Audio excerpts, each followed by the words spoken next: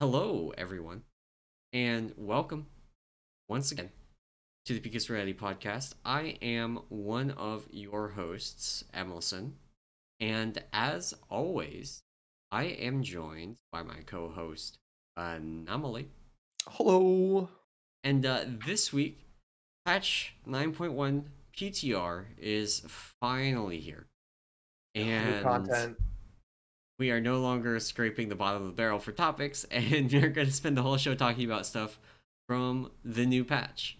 Um, Along with, you might, if you've been listening to previous episodes of the podcast, you may recall that last week we had a predictions episode where we just kind of went nuts Yep. and made a bunch of predictions about what would be in the patch. And we are going to also talk a little bit about what we got right, we got wrong, and Got, what I have got a no lot wrong. idea we even talked about. Honestly, some of these things I'm like, we predicted that. Okay, Yeah. We got a lot of things not right, I'll say. Maybe yeah. not wrong per se, but definitely not right. I will say you would be like, so if you're measuring the like predictive accuracy of something, once it drops below like 50%, it starts being more accurate to take what it says and just do the opposite.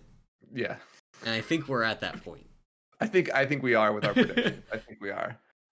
Particularly the lore one, which we'll get into I think a little bit later when we talk a little bit about that. But yeah, our Yeah. lore my lore idea not uh, I'm gonna save face and part of it. We'll get into it, but not even close to being right. So. All right. um, but cool. I guess we'll run a little bit into what happened last week, which wasn't much other than the patch. We'll go to I guess a couple things, and then we'll get into the patch stuff. So, a couple of cool stories, really, kind of a little bit WoW themed, a little bit outside of WoW. But first up is the Warcraft Twitter became active again, or sorry, Warcraft movie Twitter particularly became active again and posted about 15 minutes worth of deleted scenes from the movie, which is cool. I mean, if you enjoyed the movie or didn't enjoy the movie, it's whatever. But the scenes sort of add a little bit more in terms of like character development and kind of you learn a little bit more. There's also Chris Metzen's cameo is in one of the deleted scenes. Wait, they cut his cameo from the movie. I haven't seen it. Yeah, yeah. Holy So shit. so yeah, but it was a little bit interesting. You get to see a little backstory, some fun stuff. So I take a look at it. It's about 15 minutes worth of like deleted scenes, so it's a fair number. Pretty cool. Pretty cool stuff. Yeah, I mean I watched the movie maybe once or twice. It was like I hate to say it was like every other video game movie. Like they took like the one thing that probably didn't make sense and then just drove that home as like the only topic. So yeah, it was Nice. yeah. Wasn't Super Mario Brothers bad, but it was not any good, I'll say. The Um so yeah. So that's on the movie side of things. Back in game a little bit. So the world first plus 27 was timed this week. this So was the a first plagueful too. Yeah, Plaguefall of all ones. But that's really interesting with the what was it, the Great Push coming up. I would be They very time surprised. So like for the Great Push, they're given a set of keys, right? yeah, you're given Lightfall is not basically a going to set be of one of keys. them. Yeah, I'm calling that right now. I can Um, imagine. Yeah, because if you've seen what they can do with plague borers, yeah, um, and especially so like you can actually walk around the guy that just like continuously spawns the plague borers and just keep using them for the whole dungeon. So yeah, you get to that point and you use those to clear backwards, and you use them to clear forwards, and then you kill the bosses. yeah, yeah. And I did like a 17 of that this week with a tank that actually knew what they were doing and was doing the plague borer stuff. That's all And fun. like most of the key, there was no reason for me to actually push. Like I was Yeah, basically there to uh do whatever like 5% of HP was left after, and then eat a B-res when I inevitably got hit by one. yeah. That's hilarious. Yeah. So Plaguefall probably definitely leveraged that little strat to get that done. But yeah, they did a plus 27, which is huge. So um Now that makes me. I'm not saying like that's trivial because the plague borer is like they kill the things for you. It makes the damage check on most of the like trash irrelevant. but plus Lost it. 27 Stradama sounds crazy. Not fun. Not fun how they got through that. So yeah. So it'll be interesting to see if there's anybody else that sort of climbs up there. Plaguefall just becomes the new push key in terms of like the upper limit. So yeah, it'll be fun. So that's a huge achievement for them. Next up, we have another interesting one, sort of outside of WoW, but sort of somewhat related to some what we've been talking about the past couple weeks. Is David Kim has left Blizzard. So for those of you who Yeah. aren't familiar with who David Kim is, I mean, he basically came to prominence around the StarCraft 2 beta, particularly being lead balance designer. I don't know what his title would be, but he basically was in charge of balance. If you ever remember watching some of the SC2 like beta matches, it was always David Kim plus someone else. So he was sort of the main player there. And he's jumped around teams. So he's worked on not only SC2, which is where he made his name, at least from a public facing thing. He's also worked on Diablo 3, Diablo 4, and World of Warcraft. He ended up being, I think he was lead systems designer on on Shadowlands, helping to ship it through the past couple months. I think Um, I don't know. From reading the Wowhead post, like he was lead systems designer on Diablo 4. oh, okay. But yeah, he did come on to the WoW team last November. Let me see. Follow this through. He was doing it. Um, Yeah. Principal game designers. You were not far off. Like, Yeah, so he's basically a Blizzard veteran, another veteran. I mean, was a part of that initial StarCraft 2 team when they brought that on, which was, he was well regarded in the community, at least to be very open with the community, sort of talking back and forth, talking about balance changes, things he did with that game. And I think he was actually just a competitive StarCraft 1 player too at the time. would make We sense. got tired, so yeah. But yeah, him leaving, I think a couple of posts. I read the Icy Veins announcement of this one. They're like, let's keep an eye on what is it? Dreamhaven is Yeah. Moreheim Studio. Oh, let's keep an eye on Dreamhaven if David's gonna end up over there. So, um, Which, for the record, we have no idea where he's going at this yeah, point.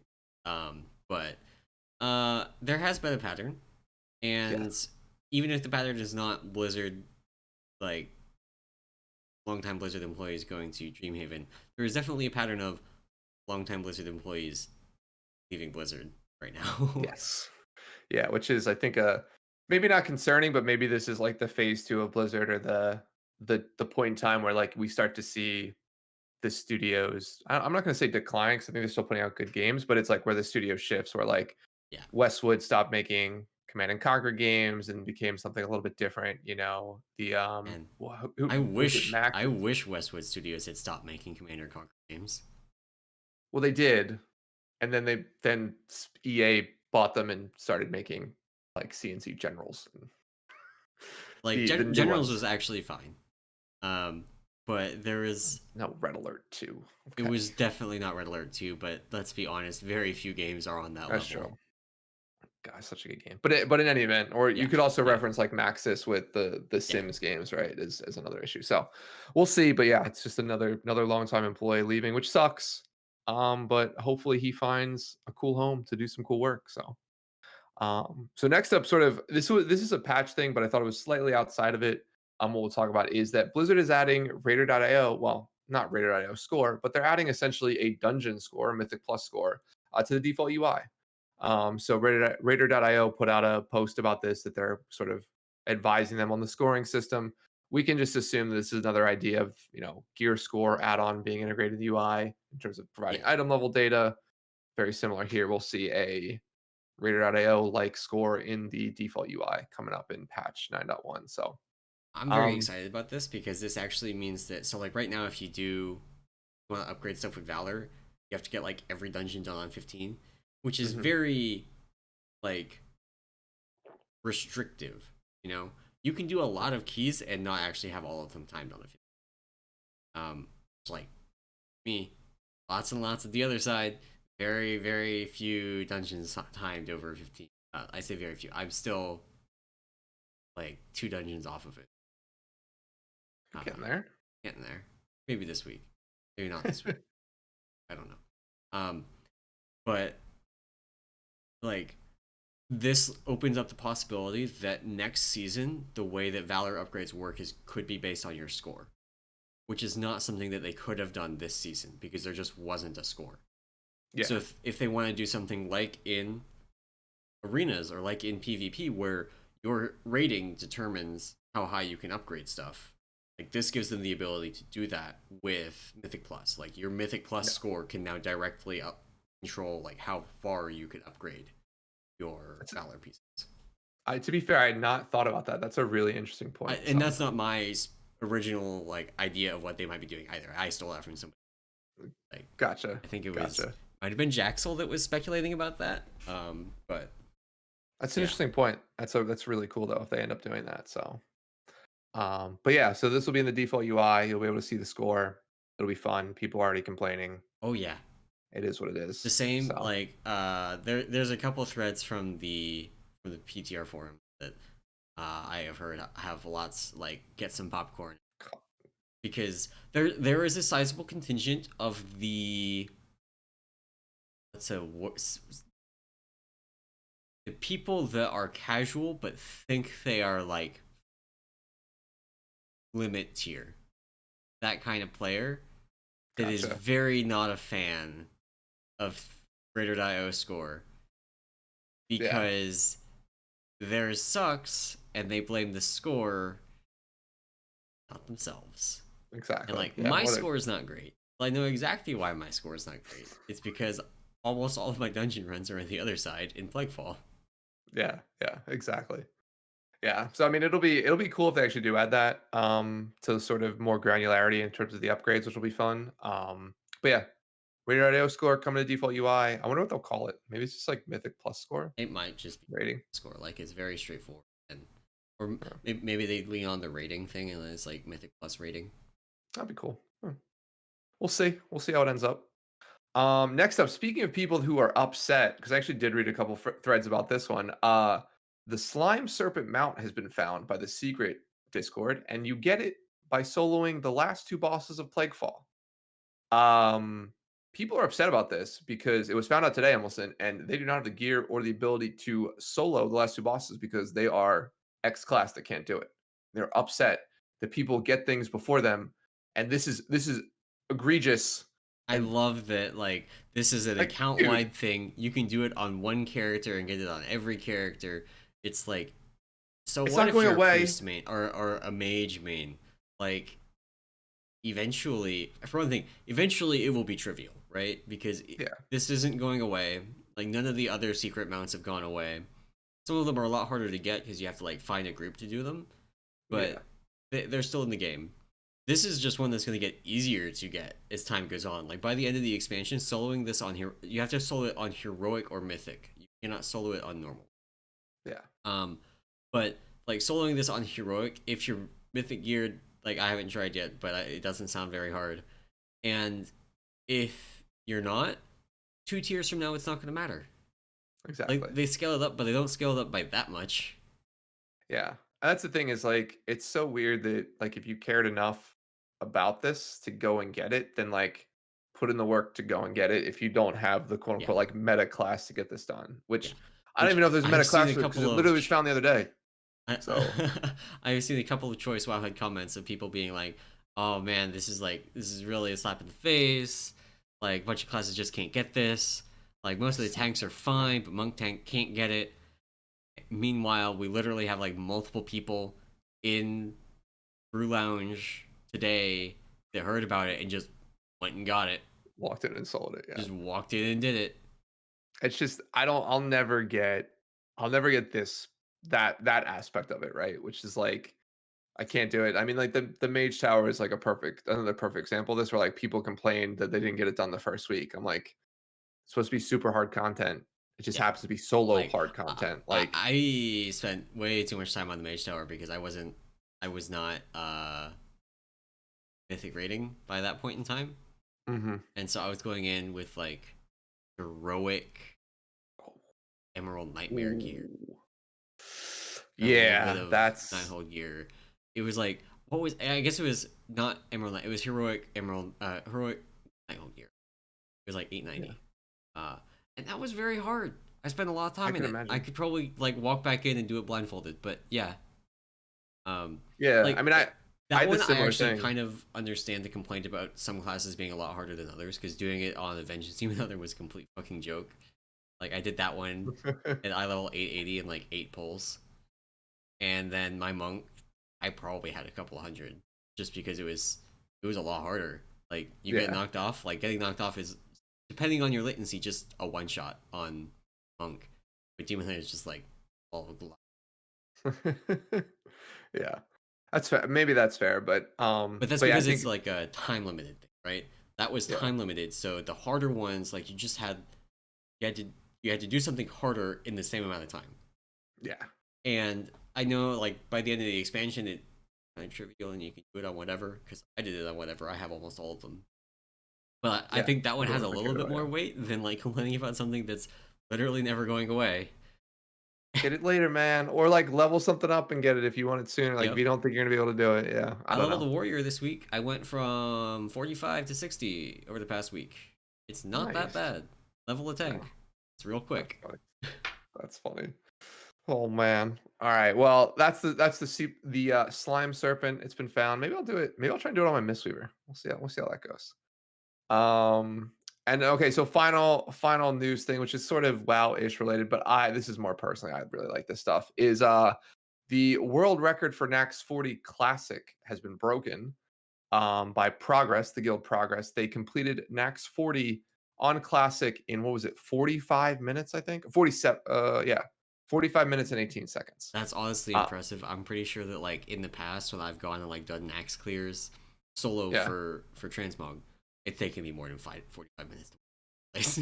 Yeah, no, yeah, it's super cool, and the way they did it was actually a really interesting strat. So they gained the most time because what they ended up doing was essentially doing Thaddeus as the final boss, the final end tier boss before going to Saffron, and taking Polarity Shift, which is the damage buff, into Saffron and doing Saffron with Polarity Shift. Oh, And the fact is, if they needed their tanks hold aggro with all their people doing like 7 or 8K DPS, or I guess it was like they had an average raid DPS of like 5K, which is massive in classic. I mean, Um, I think it's funny.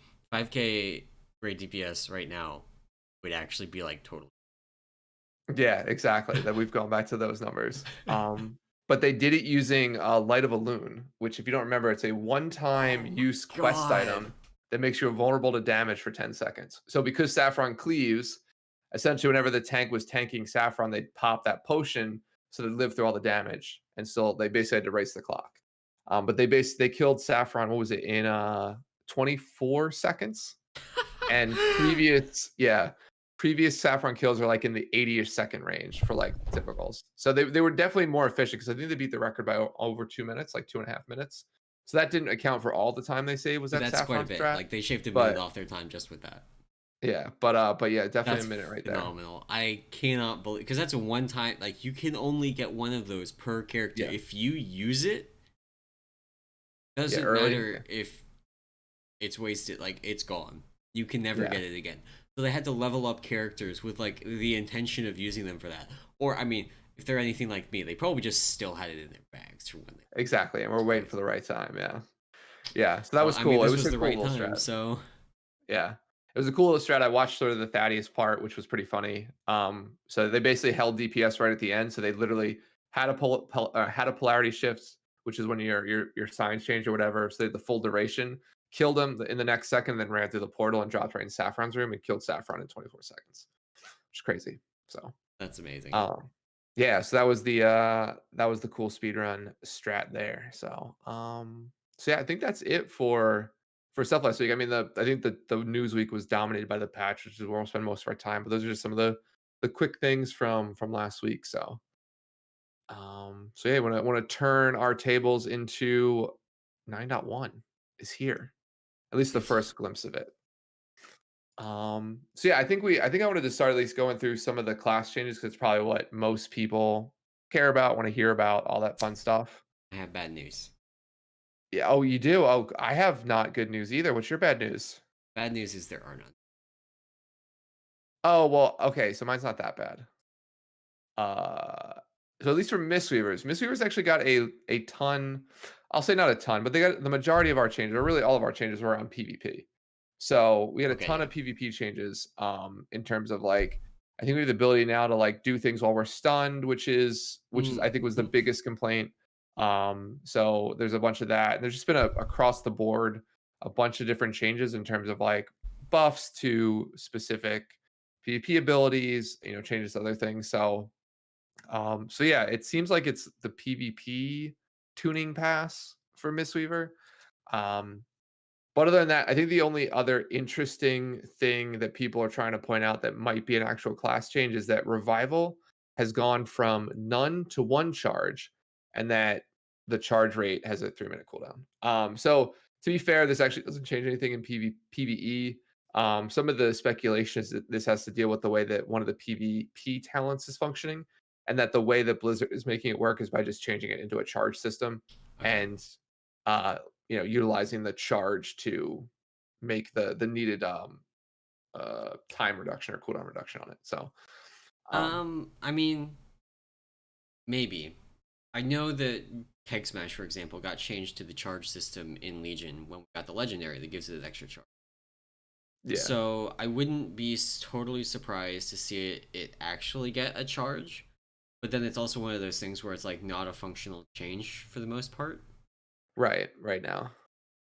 So yeah, So unless they're coming later with some sort of, to your point, legendary or something additional that makes changes to revival, it's a non-issue. And then I guess the other thing is Thunder Focus T got 2 additional triggers. So it triggers now on Crackling Jade Lightning and Essence Font. Crackling Jade Lightning essentially knocks back immediately. It would only knock back if you're channeling on someone in melee range of you. And then the other piece was with Essence Font, there's a movement speed increase whenever you use Thunder Focus Tea than Essence Font. Those both seem like more PvP oriented changes. yeah. Um, Wait, so so the movement speed on Essence Font is only for you? yes, And you said that I was like, man, wow, a roar. Wait, no. no, only for the caster. Yes. Um, yeah. But yeah, so basically, at least the first pass here for this week has been mostly PvP changes, and really, I guess Windwalker got nothing either. So it's really was just It's a Mistweaver show. Mistweaver PvP show, which I I I don't do that on my Mistweaver. So, but I don't I blame think you. it's needed because from what I've heard, it's rough. It's rough out there. We actually got somebody new in Discord. That's super nice, but all they talk about is like sort of PvP stuff. They post like little videos of like what is happening here, like why am I dying, like all this type of stuff, and um, it's The like yeah, answer is it's I don't it's know. It's PvP. You're playing PvP. Mistweaver, so but yeah, hopefully this helps. We'll see though. To be fair, I know nothing in this area. It just they seem like good changes. Yeah.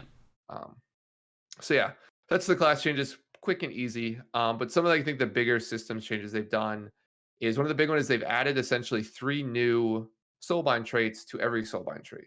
Yep. Um, So, if you remember, back before they switched to the new talent system, every expansion we used to get new layers on the talent trees at the bottom.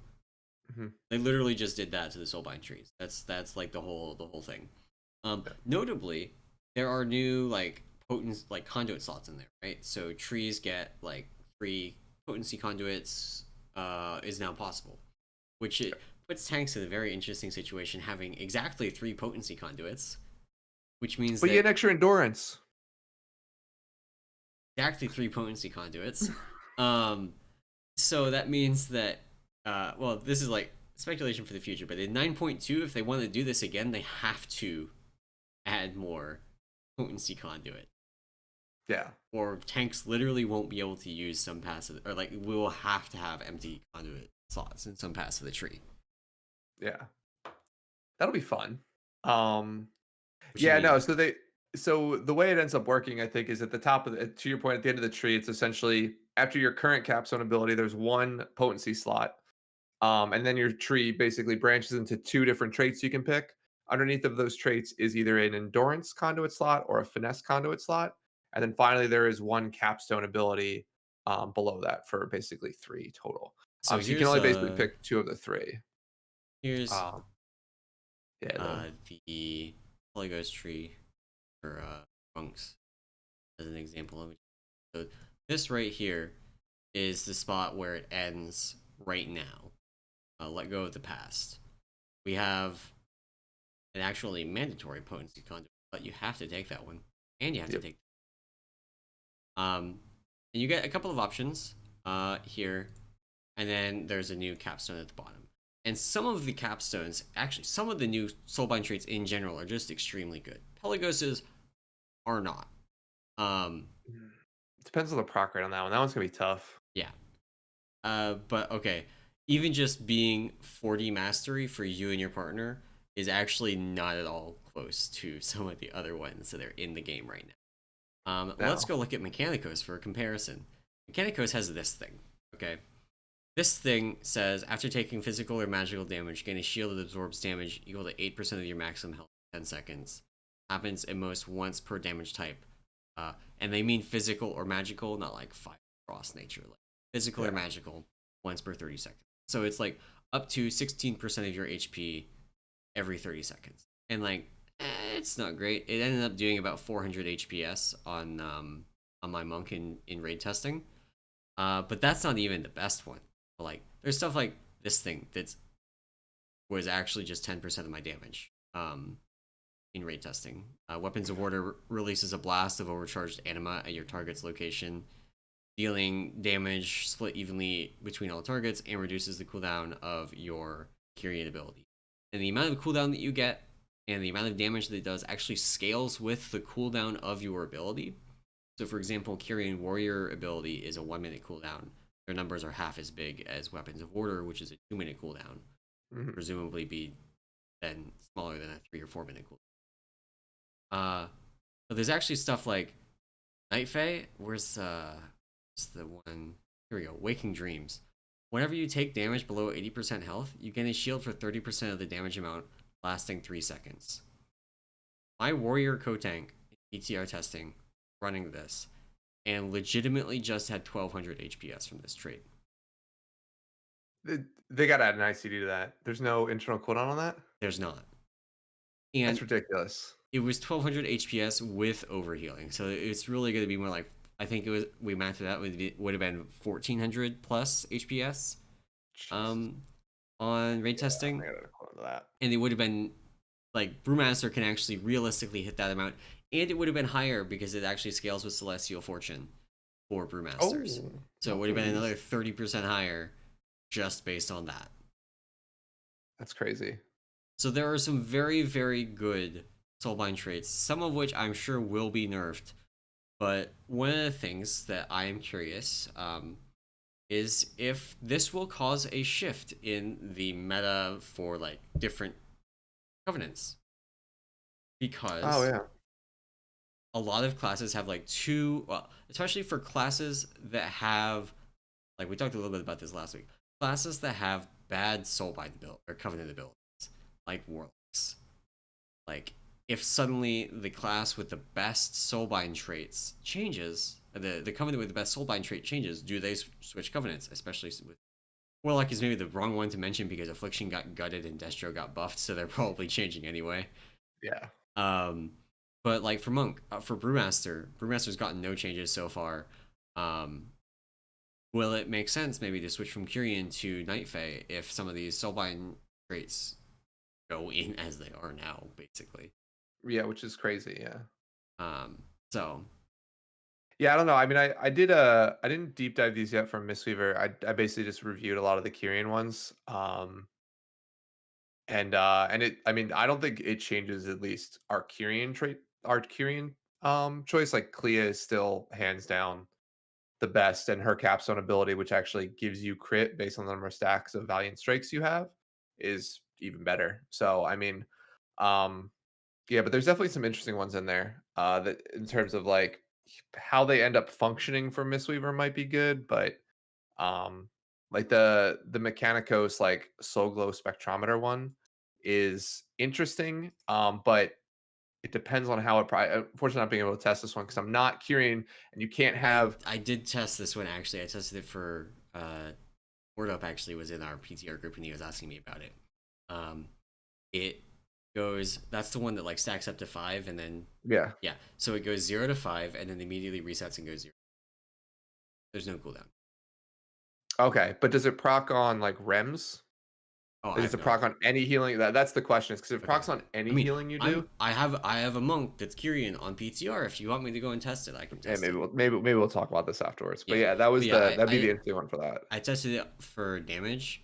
I don't Yeah, think it'll be good for tanks because it either procs on healing or on damage. For Brewmaster in particular, you're actually way more likely to have it proc on yourself because of the yeah, steady influx of self healing from Celestial Fortune. gotcha. Um, so you're probably going to actually not want to take that because you won't be able to get damage out of it reliably, and Celestial Fortune actually ignores healing amplification. So, Oh, that's not yeah. good.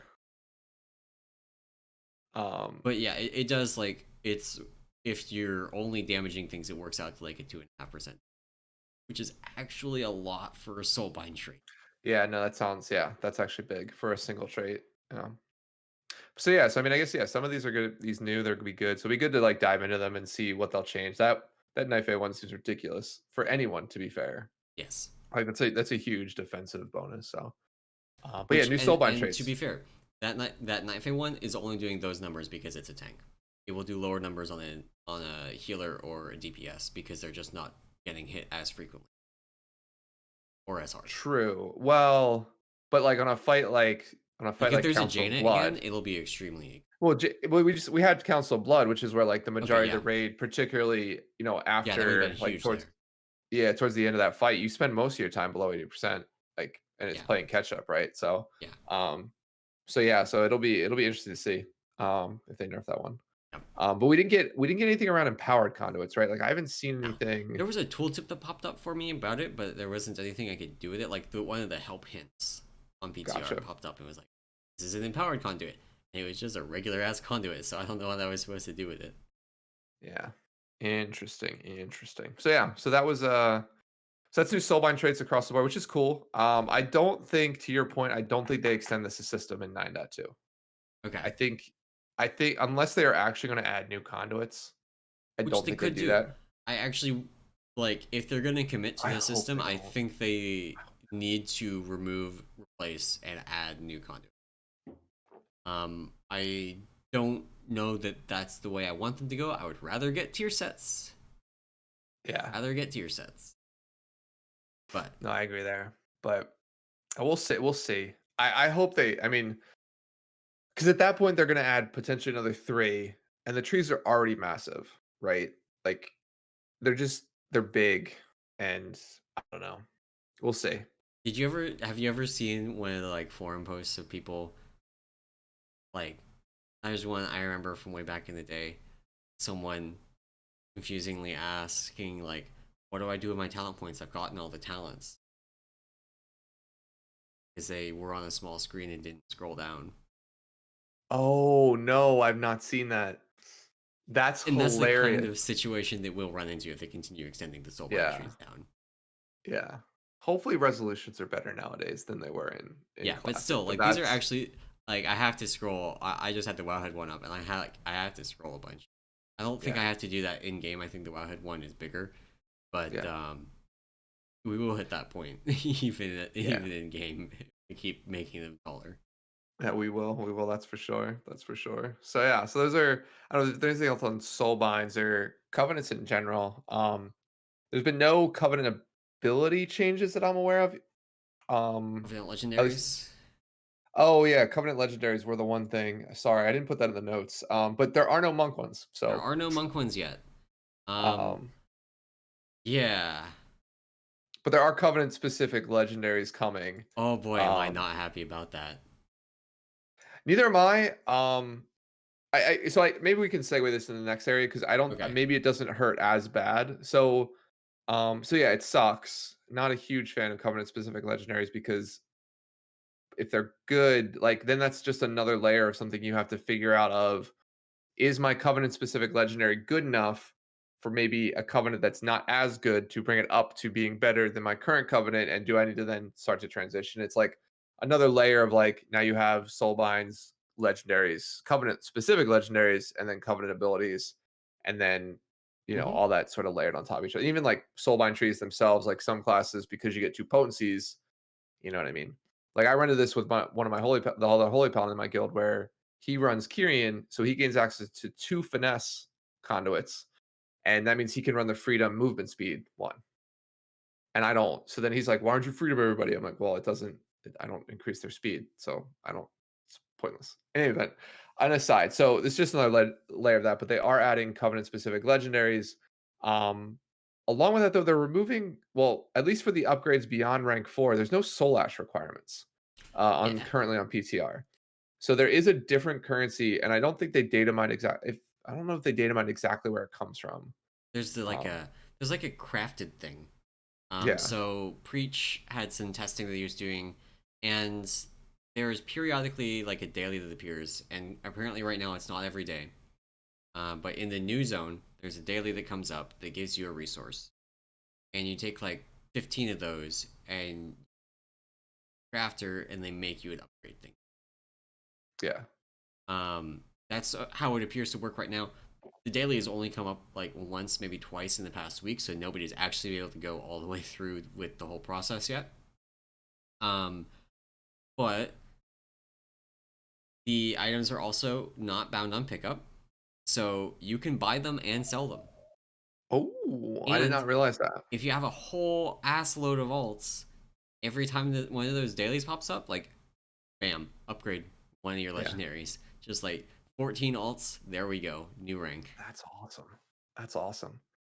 That's awesome. So yeah, so that's I think that's the one maybe good thing. Yeah, Is that at least for the upgrades beyond rank 4. So I think rank 4 up to rank 4 you still require Soul Ash, yeah. which there's another thing that we might want to talk about real quick about that. But yeah, so covenant specific legendaries are coming.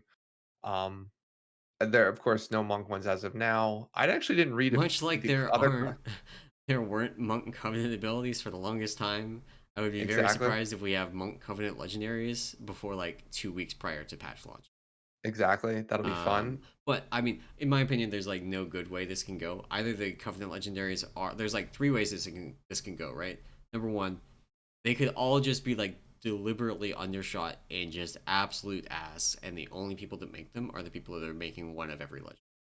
Like, Right. and if that's the way you're doing it, like, why even bother making?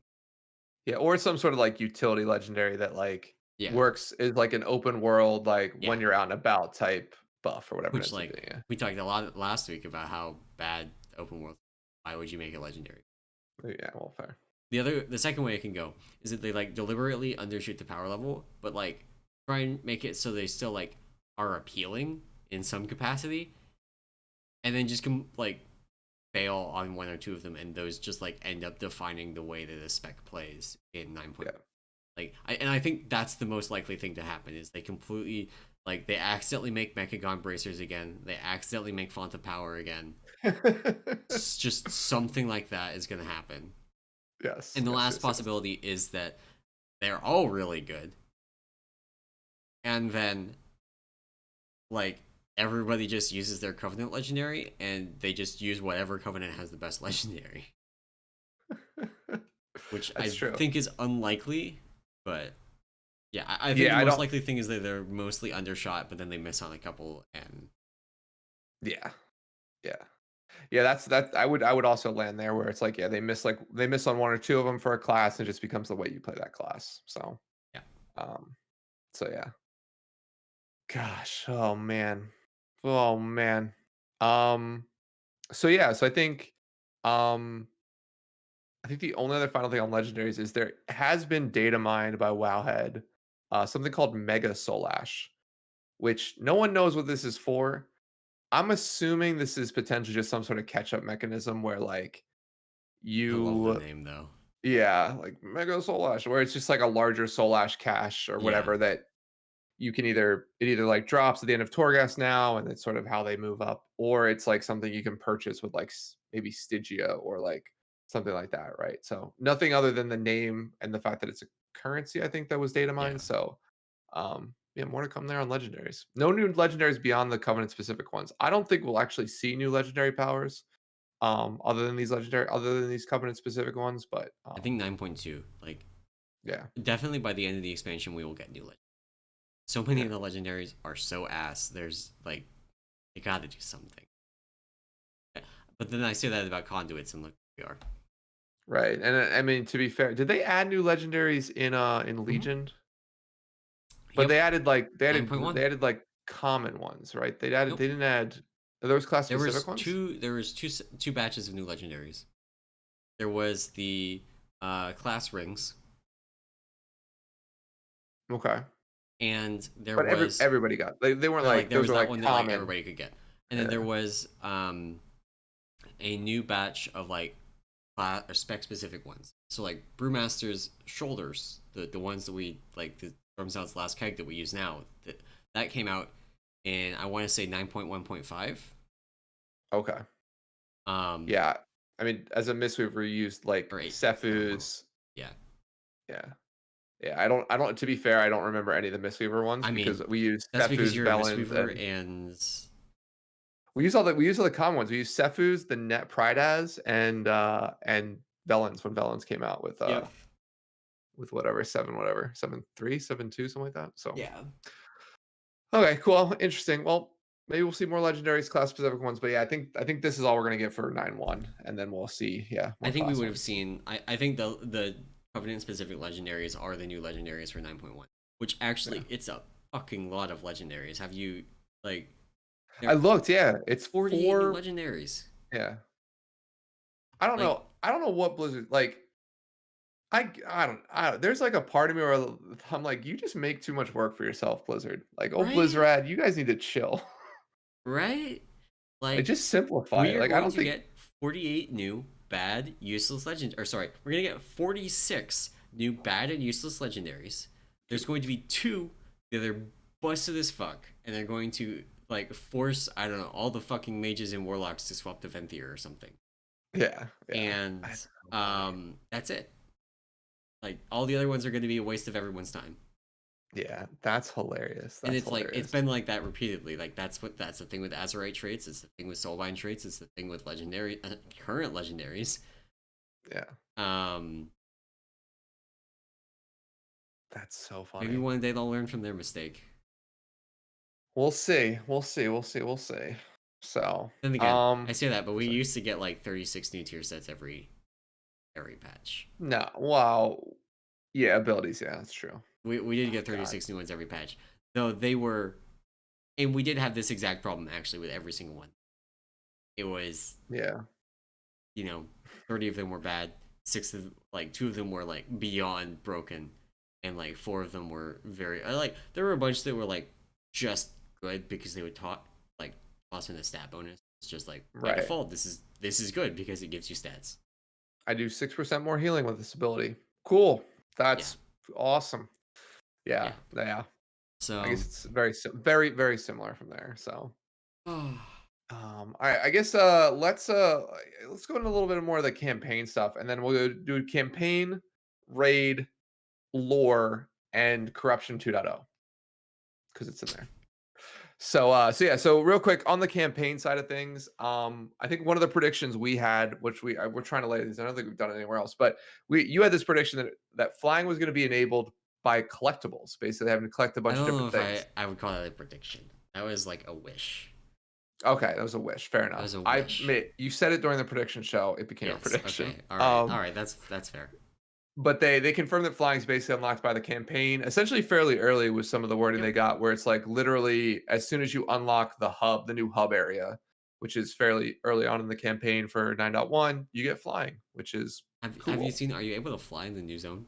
No, you can't. Okay, but you Can't can fly in the now. mall. You can't fly in the mall, and then I guess what is it? Porthia. Corinthia, I think his name Yeah. is a part of the The mall. mall. So no, you can't fly in the mall at all. Can mount in the mall, but no, it unlocks flying for everywhere but the mall and Oribos. Everywhere else you can fly. Yeah. And just to like recap real quick our predictions for the class changes. I would say because class changes and tuning tend to happen like later in the PTR cycle. Yeah. Most of these I would still technically call unknown, but so far, like we were correct that there were no major Mistweaver changes. Yep. Not correct yet. Like there's been no Brewmaster changes, and I predicted that there would be some tank changes. Um, no Venthyr remake yet. Yep. and then no Venthyr like tuning at all, which is what your Yep. prediction. Yeah, my prediction was on Venthyr tuning. Yeah. So yeah, we'll see how that goes. I wasn't expecting this first run to have most of that stuff in it. Yeah, So I wasn't either, but yeah. Um. So cool. So I think now on to sort of, yeah. So that was flying. There's also, which I didn't realize was a new area of the mall unlocking. Which is sort of, I guess it's north of the Beast Wardens is where it actually really, sits, and it's like Helya's like area of the I had mall, I no believe. idea. I'm sorry. I had no idea. I hadn't seen anything about that yet. Yeah.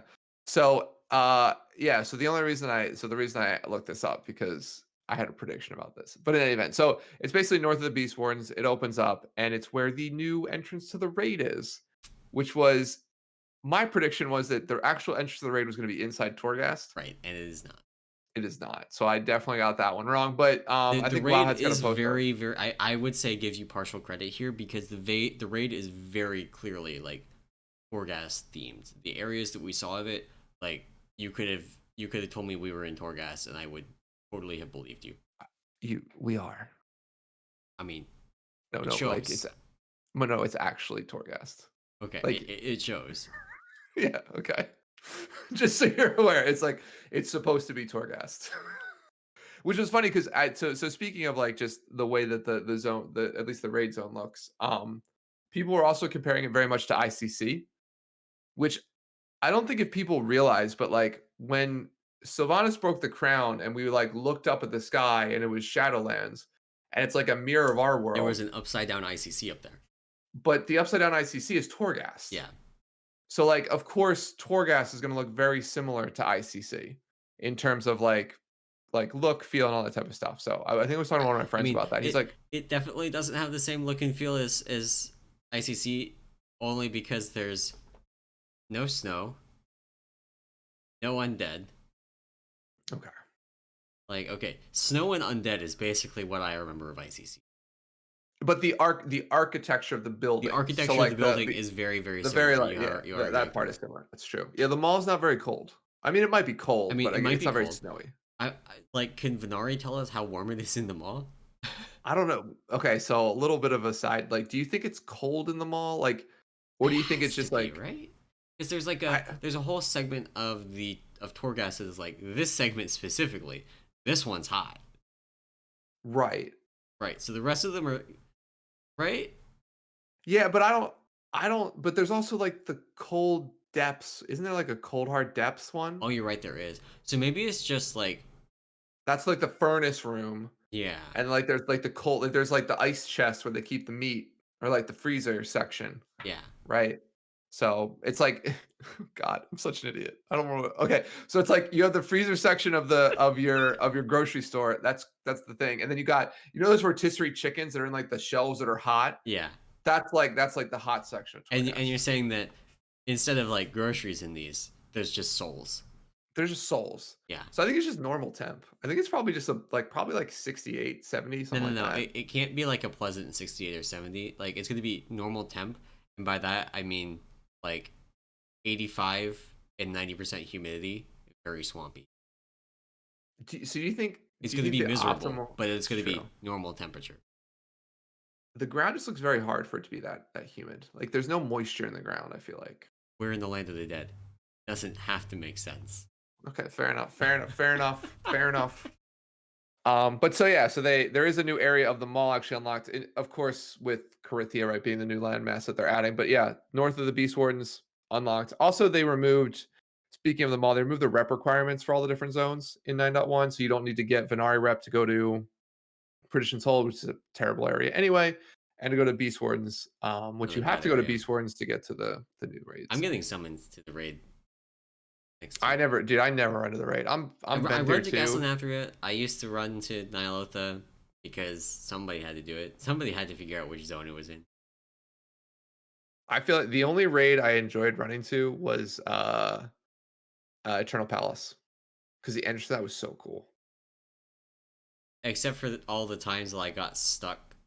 I mean, it didn't happen that often.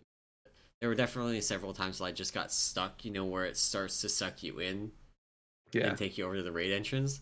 just like get down to the bottom, and it just like I still have a breath meter, and I'm not going anywhere, and I can't move. Guess I die in That's 5 minutes. God, that sucks. Oh man. All right. So I think now, so that's the new zone. Pretty cool. I haven't actually been to Carithia, I have however you not say it. either. The only thing Haven't I've been done on there yet. PTR so far is raid testing. Yeah. Yeah, I'll probably jump on there this weekend. Check it out a little bit. So really tomorrow because we are halfway through the weekend. So yeah, so then on to the raid, I think. Some interesting things of the raid, I think we'll talk about. I only put in our notes that the last two bosses will drop higher eye level loot than everybody else. So I think that's gonna be the standard Blizzard practice from here on out. Last two bosses are whatever, 6 or Yeah. some level higher item level. But they did sort of release the full dungeon journal with all the different bosses sort of in the order you have. So yeah, so I think they're and of course we did raid testing. So the two bosses that were raid tested were the Tarragrue, right? Tarragrue and Guardian of. I The actually don't remember the first rest one. of the name. The first ones? Was it Guardian of the First Ones? Something like that. Yeah. Yeah. Um, How did it which go? Tarragrue didn't work at first, so they switched us over to Guardian, and we did that one, and then we went back to Tarragrue. It's supposed to be like the opposite. So like Tarragrue's the first boss in the instance, Hmm. and Guardian of the last ones is like sixth or something. I don't know the like which options there are and all of that stuff. It's like in theory, like Council of Blood could have been like boss number 4 that you did, but Yep. Council of Blood is not boss number 4 that you should do. You should definitely not do that. No, you should not. So like Guardian might be sixth, or it might just be like potentially sixth. It's sixth in the Dungeon Journal. Yep. Um, but that boss is really boring. Guardian? Okay, yeah, like Okay. it's like Sledgefist is a very mechanically simple fight, but it's quick, and there's a lot of stuff going on at all times that you have to deal with, and the damage is high, and the damage check is high, and that's a fun fight. Guardian, like the damage you take is high, but in really dumb ways, and the damage check is actually like it seemed high to us because the way the boss works is he's got an energy bar, and if he hits 0, he does big pulsing raid damage, and he casts an ability that every time he casts it, the raid damage like goes up. And if you look at the numbers on it, it's like, okay, well, we probably don't want him to ever hit 0. That's how we were doing it. Yeah. And there are pylons. There are 3 pylons that you can use to recharge his energy bar. Give him 60 energy. He starts with 45, and you want to kill him before he explodes too much. And while he's gaining energy, he does the pylon does a huge raid AoE. But if you're close to the pylon, it only does 10% of it. 10% of it is like 3k damage per second to the entire raid. Okay. So it's Too like bad. it's like sorry 5k. It's like a lot.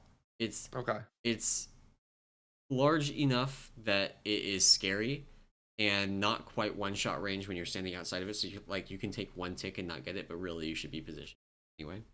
Yeah. But then when the pylon runs out of energy, it just explodes. And that's Gotcha. another big raid damage event. Like that all is fine. He spawns like these sentries that like do a circle around him. Yeah. And they shoot things that are nearby every half second for 5k a hit. Oh, Jesus. That's So a lot it of like shoots damage. random targets around you. And I just got fucking nuked by them one pull. And I looked at my It's deathlog, and I crazy. just had 10 events of this thing hitting me every half second. And I just died in 5 seconds, being killed by like one melee hit and 50k damage from the sentries. The sentries are Gotcha. like just these floating balls. That's all they do. They float in a circle around the boss. And like if you stand directly under them, it silences you. And they just do damage. And That's that's the whole fight. That's literally everything about it. There's a little tank combo, but it's like none. It doesn't matter. It's just taunt on it. yeah, yeah. Like that's the whole fight. But it turns out you can actually take some of the raid AoEs from him hitting 0. So I saw people saying that they did it with, like, they would let him to get to 0, and they would drag him in before the first cast, or like they would let the first cast go off and then drag him in.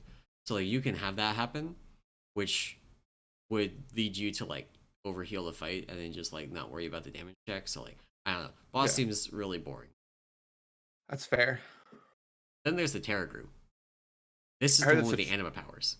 yeah, and I heard it's like it's super trolly, super trolly. Okay, so you don't get real Anima Powers. I gotta get that out there first. You do not get Okay. real Anima Powers. There is no corrosive dosage in Shadows of Domination. Which I figured, like they're not gonna give Yeah, like there are certain like a healer with like healers with corrosive dosage, you would just like we would do a ton of damage as Mistweavers, right? yeah. Because everybody on the That's raid would have obviously not allowed. yeah. Um, but the so basically there's this small pool of like Tarragrue specific Anima Powers, Okay. and you can get 4, and there are pylons around to let you reset, like clear your Anima Powers, and you can go around and click them again to get new ones. So you can, if you want, like if you have assigned people to do different things, then Yeah. you can like keep resetting your Anima Powers until you get the one you want. There's not that many Anima Powers, so you should relatively reliably be able to get one that you want. Okay. Um, Cool. and pro tip, you can drag the things that drop the Anima Orbs to wherever you want. So before you kill them, you can just drag them all next to a pylon. And then, like, if you want people to be able to reset and do their thing, like, they can do that. They can just, like, click Yeah. reset, channel the thing, and then go and click all of them again. I don't think that's actually going to be necessary because, again, it is the first boss of the instance. But Yeah. um, there are some very trolly Anima Powers. You are correct. There are 2 in particular that are banned. Like, never take these. Do not ever, ever take these. Oh god. The first one, um, you are bigger, you do more damage, and you knock people away that get too close. That's amazing. Yes. Except there's a mechanic in the fight where the entire raid has to stick together in a small area. If you walk into it, you're gonna kill people. Oh man, that's hilarious. Second one. I don't actually know what the upside on this one is at all.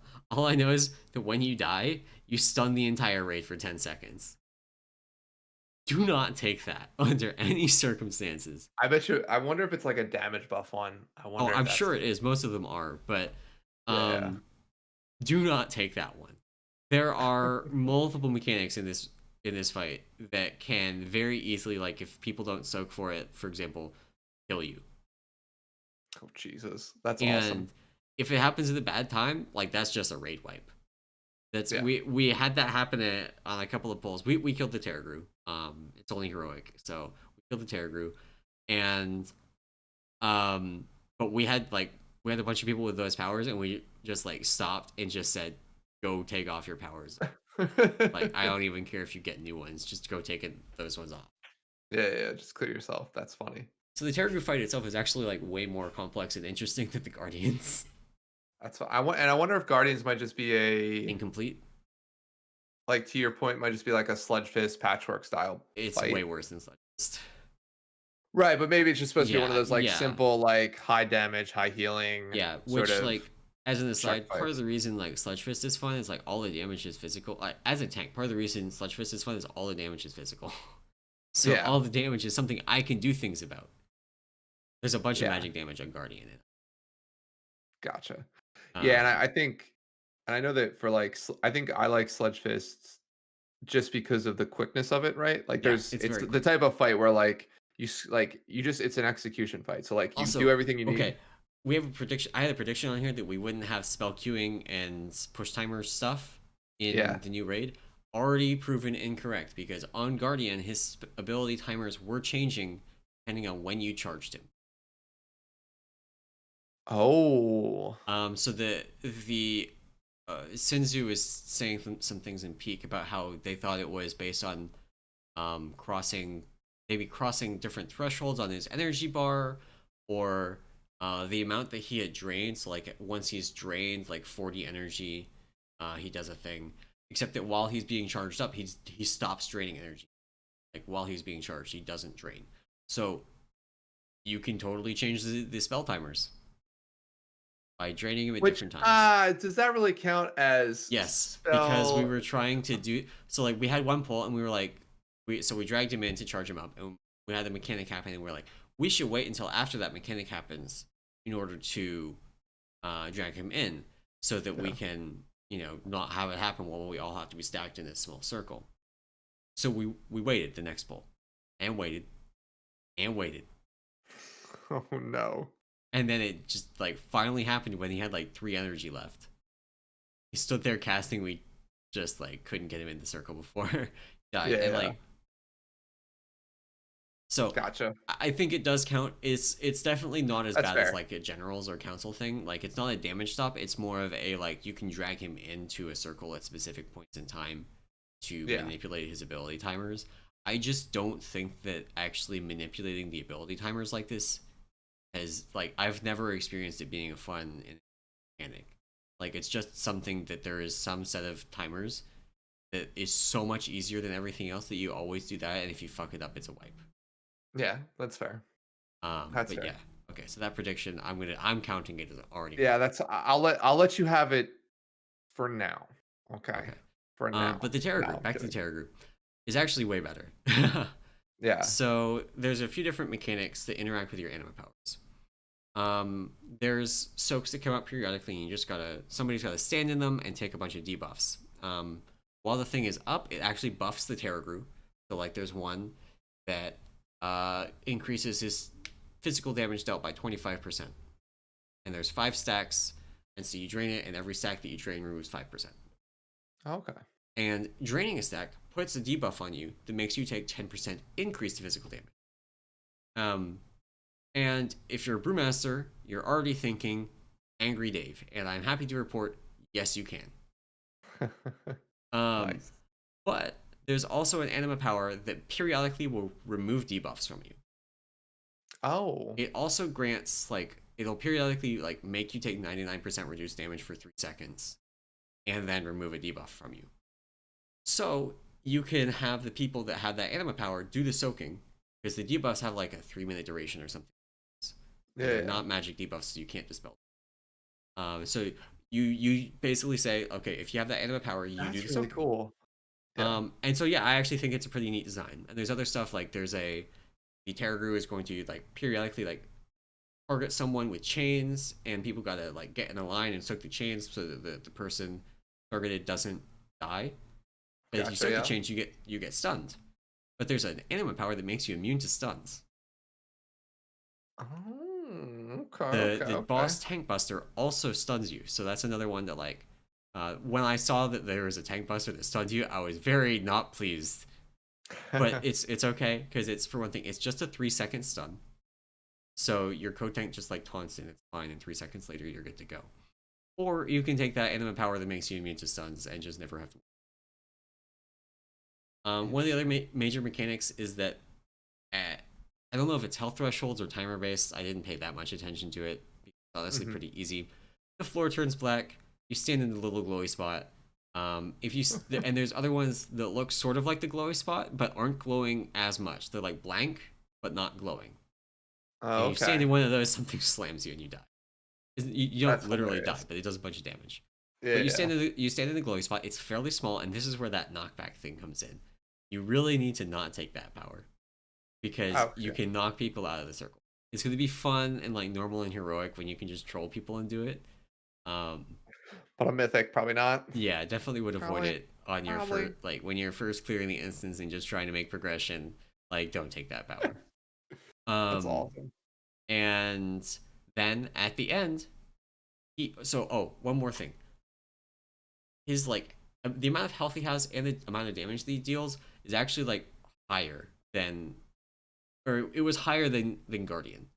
And the reason is Oh, the anima powers. A bunch of the anima powers have like a bunch of extra health or extra damage tacked onto them. Like I had gotcha. one that was you deal 30% increased damage and healing, but can't jump. You don't need to Mhm. jump on any mechanic in the fight. Um, so it's just literally 30% more damage.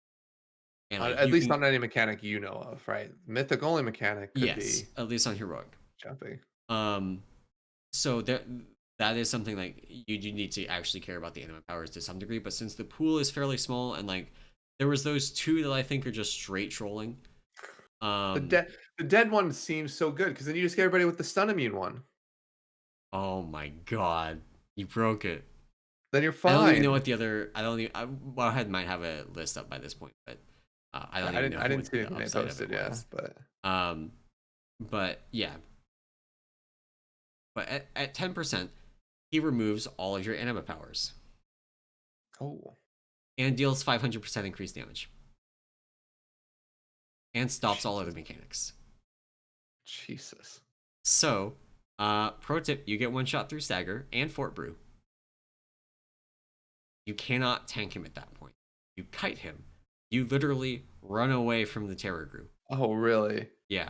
Which, That's on the one awesome. hand, I think it's very thematic and kind of, I see what they were going for, and it does work because basically what we did is me and my co-tank stood on opposite ends of the room and ping ponged him across Just until, taught it. That's so like, funny. or sorry, actually, what we actually did on our kill is my co-tank warrior, like, leaped around for a bit, taking it, and then ran out of stuff, and I taunted it, and then I got pre-scripted into the table on accident and died. That's But it was awesome. okay because at that point the boss is at like 0.5%. So Yeah. it is like okay, it's a fairly neat mechanic. I think it's kind of cool, but also I'm really tilted that like they spent the past 5 years taking things away from tanks because of the kiting meta in Legion Mythic Plus, and Yeah. like adding a bunch of dumb stuff like the fervent strike mechanic where mobs hit whatever the closest target is, and all sorts of dumb stuff like that. And then And put then in a they raid go and boss. they make a raid boss where like the last 10%, the intent is literally that you kite it. That's hilarious.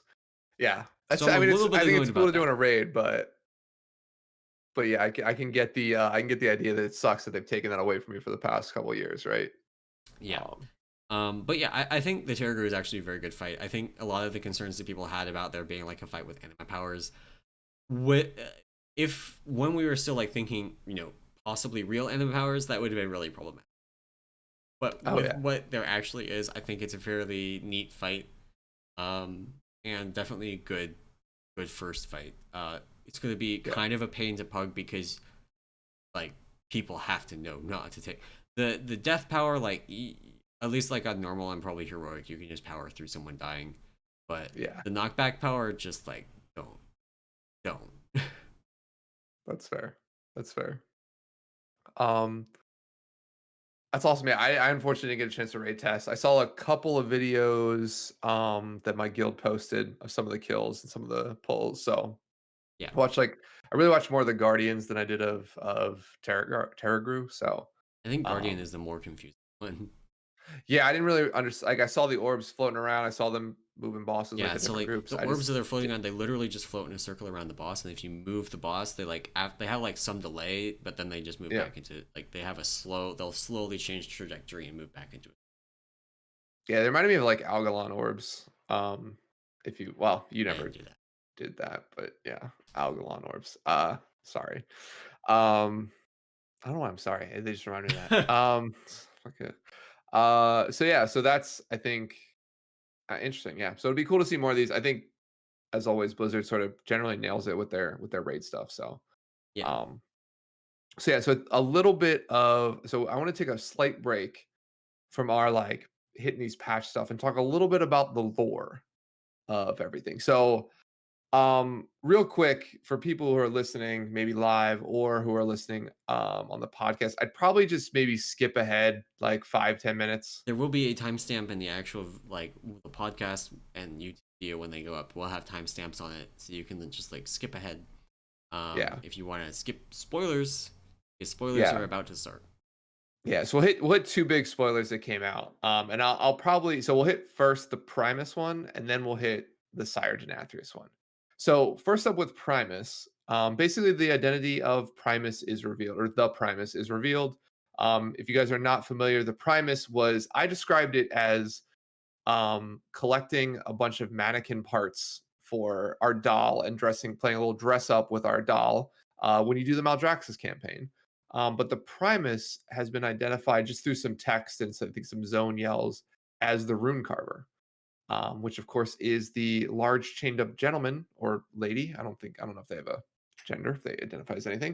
In any event, that is sort of bound up and creates legendaries for us. Yep. So they are the Primus.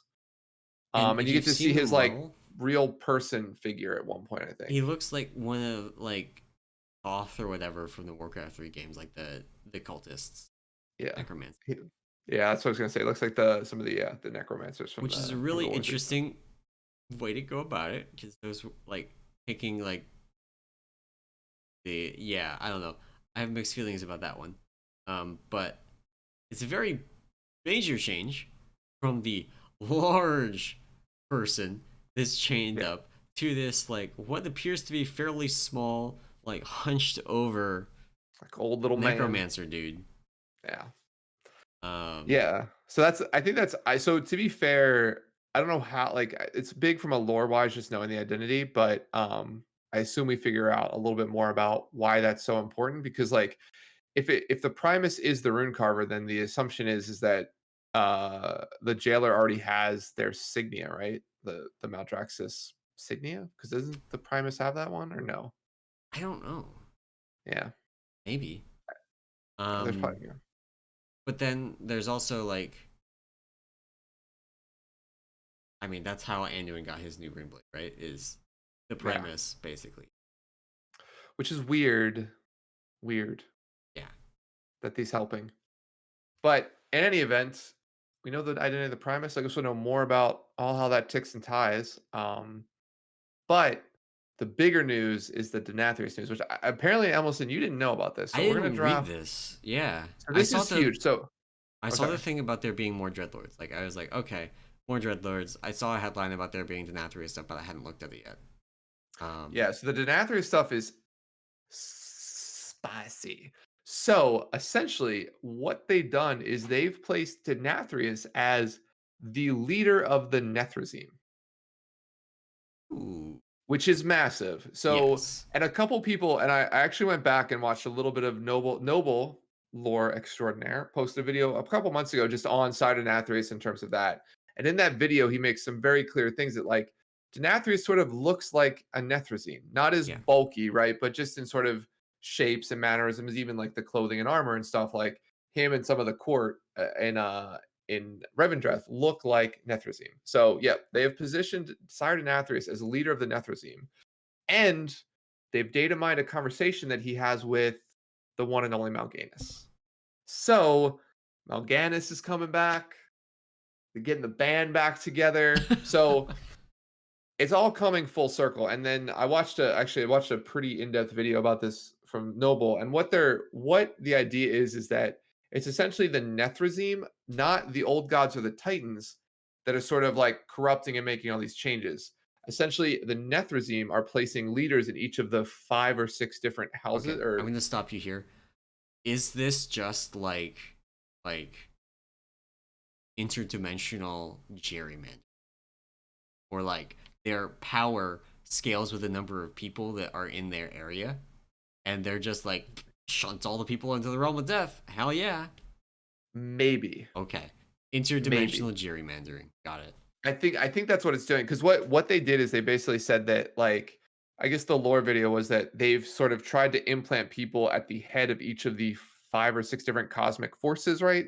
So it's like an intercosmic war that's going on between like the Nethrezim and the Titans and all this type of stuff. In any event, the big news is of course Denathrius is the leader of the Nethrezim, which is interesting to me from a story perspective because Blizzard made it a point to say that like originally Denathrius was supposed to have a small part in all of this. But because they like the voice actor so much, they're like, let's give him a bigger part. Like It's kind of like that's a Blood Zombie. massive fucking part to go like, hey, I'm just gonna be a raid boss in the first tier of this instance to like, I'm the leader of the Nethrezim. It's kind of a big deal.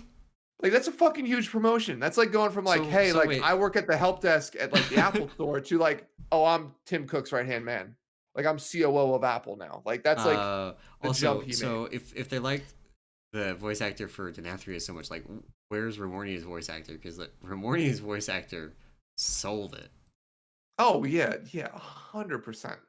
So in any event, that is the big story. And I think so this sort of goes into my idea of like what is the big bad, Yeah, right? So like last week, if folks remember, hopefully you don't because we were well off, is my prediction was that Sylvanas was of course not the final boss of this raid. It wrong. was which she is, so I was wrong there. Which it was actually gonna be the jailer, which it's not, so I was wrong there. And the fact that when we kill the jailer, we're gonna release Anduin, aka Lich King 2.0 on the world, and he's actually gonna be the big bad of this expansion. I think I'm well off at this point. I think We Anduin don't still know has that the you're wrong about that last one yet, though. That's true, but I don't so based on this Denathrius piece, I don't believe Anduin ever becomes the big bad. Yeah. I believe he is a raid boss at a certain point. I think we fight him in a raid or, over multiple fights, or he's a part of a fight, whatever it ends up being. But yeah, I think the big bad is now the fact that the Dreadlords are sort of pulling strings dimensionally. I said cosmetic, interdimensional cosmic forces. Interdimensional gerrymandering.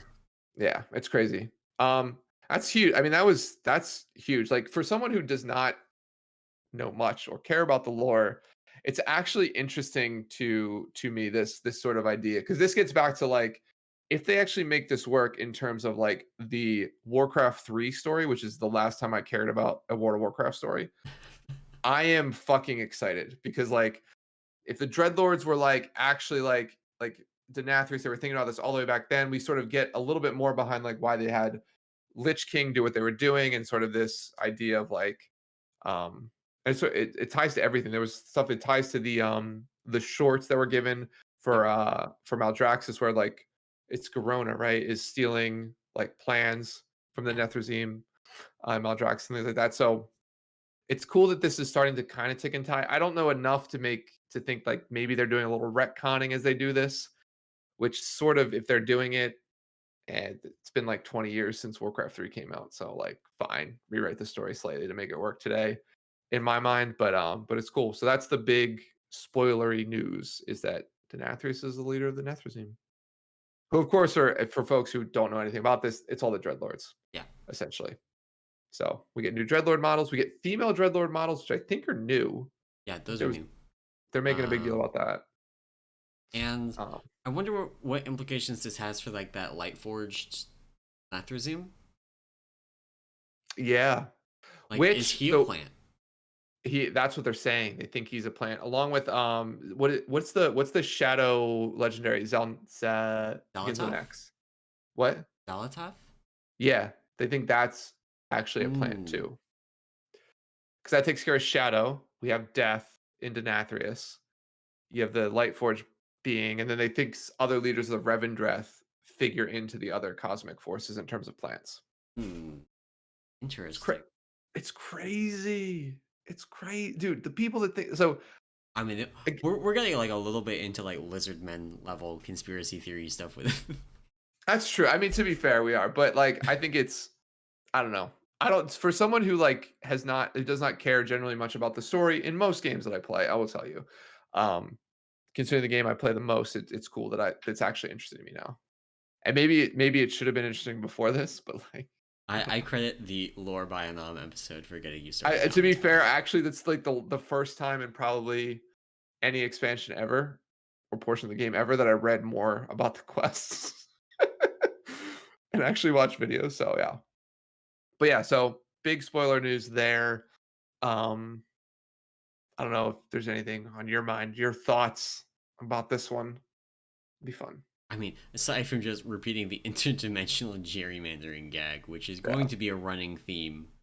If that's actually what the story ends up being, by the way, that like in order for them to take power, they like just need to have more souls in their realm.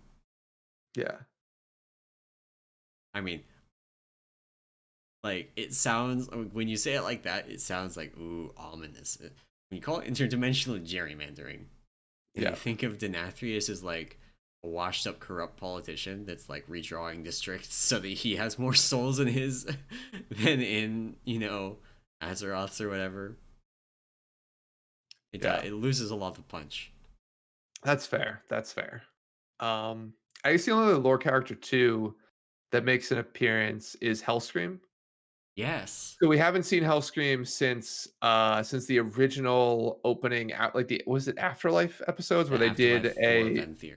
yeah, they did one on each of the covenants, and he was in, of course, the Revendreth covenant. He was like their anima battery person. So he makes an appearance in one of the boss fights. In terms of, I think it's the Soul Render boss fight, which we haven't tested yet, Yeah. but according to the Dungeon Journal, there are some Garrosh Hellscream type abilities in there where he is like summoned, or I don't know, you watch stuff happen to him. So there's speculation that like maybe he becomes a larger character after this, after we defeat this boss, or he might just end up doing the Queen of Jara thing, which is like thank us and say peace, which he did Yeah. after Zanesh. Fucking soccer boss, the worst boss in Nihilitha. Hey, Wipe into that. so I mentioned earlier to you before we started recording, I got more stuff done on prog stats this week. Yeah. One of the things I've been working on is getting it working with old grades, uh, Mm. and it's like 90% there. But Oh, nice. Xanash is you know how on Stone Legion Generals it's got like those horizontal lines. Yeah. That's Stone Legion Generals is just like horizontal line because you're not actually making any real progress on the fight. You're just trying to make the timers line up the way. Yeah. Xanash also just has a horizontal line. Like it's just a horizontal line and then you kill it. Yeah. And I'm pretty That's sure so that's fun. just like probably one of the best indicators of the boss fight fucking blows is horizontal line and then you kill it. Yeah. Yeah. God, dude. That's hilarious. But yeah, so Hellscream, lore-wise, does make an appearance. I didn't really read about this one, so I don't know much about exactly what's I don't think we coming know in. much. I But skimmed it. I don't think we know yeah. much beyond just he shows up in the boss fight and we are not fighting him directly. Not Yeah. fighting him. But it's not Yeah. just a repeat of the Kael'thas fight either. No, we fight like his controller, whoever Yeah. has him locked up, right? Yeah. His guard. So cool. So I think that ends our spoiler section. So we'll timestamp this one. You can come back. Welcome back, those who care a lot about the story and don't want to be spoiled, just like me, kind of. Not at all. Um, Not at all. So cool. So I think the final topic for this, at least it's stuff that we can cover, because I know we haven't talked about the new mega dungeon, but to be fair, other than the dungeon journal and a couple items, nothing really has Not been open yet. posted. Yeah. Yeah. But the final thing, Corruption 2.0, is what I like to call it, is we are getting gemmed cloaks. Or With I guess, special gems. what's Which are up? actually a lot closer to the gems from Mists of Pandaria. If you That's to remember be the fair. Shaw touch to gems. Yeah. So essentially, there are cloaks. I think there's two cloaks that have this ability in the raid. Basically, that drop in the raid, that the ability to be empowered and unlock a gem slot. At which point, you can place a specific gem into that gem slot to gain some fun abilities. So, um, they're kind of boring, I guess you could say. But in any event, there is one for each role. There's a DPS gem you can slot in. There's a tank gem. There's a healer gem. Currently, um, the uh, the three that are there is the healer one just gives you more primary stat when you heal someone. The tank one heals you if you take magic damage, and Are we looking at the the same DPS one, ones? yeah. The gems? Are you sharing your screen? No, I'm Which not. one's? Hang on, I've got it up and So there was previously data mined like a bunch of crazy, like I guess not crazy ones, but ones called like Unbound Pestilence and things like that. oh, are these old ones? But yeah, the new shards, yeah, if you scroll down, they actually have the new shards. So the two cloaks are there as placeholders, but these new data mine shards here in the middle, scroll up a little bit. It's not these bottom ones. Those are the Yeah. old ones. So it's these like new, not as exciting ones are what they believe are going to be empowering your cloaks as you drop them in. Um, so this, I So believe, is what Ian. So we talked about this in the other episode about the predictions. Is Corruption 2.0 coming? Ian talked about taking something from the realm of domination and empowering an ability, and you'll get more power. Thanks. That's my Ian impression. yeah, these all look really bad. I mean, Yeah. It's. at least like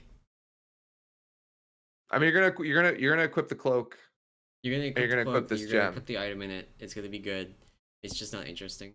Okay, so these new ones all look really boring. I am not at all excited to have any of them. Like, and I'm gonna be totally honest. I'm just using the DPS one. I'm not Yeah. using the tank one.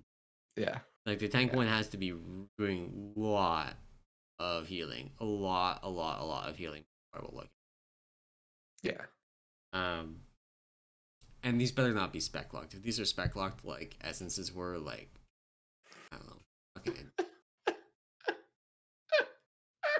Yeah. So Yeah. the old ones look a lot more interesting. And I'm wondering if these ones, like, are these the old ones? Or are these like partially implemented new ones and we're gonna have like multiple for each role?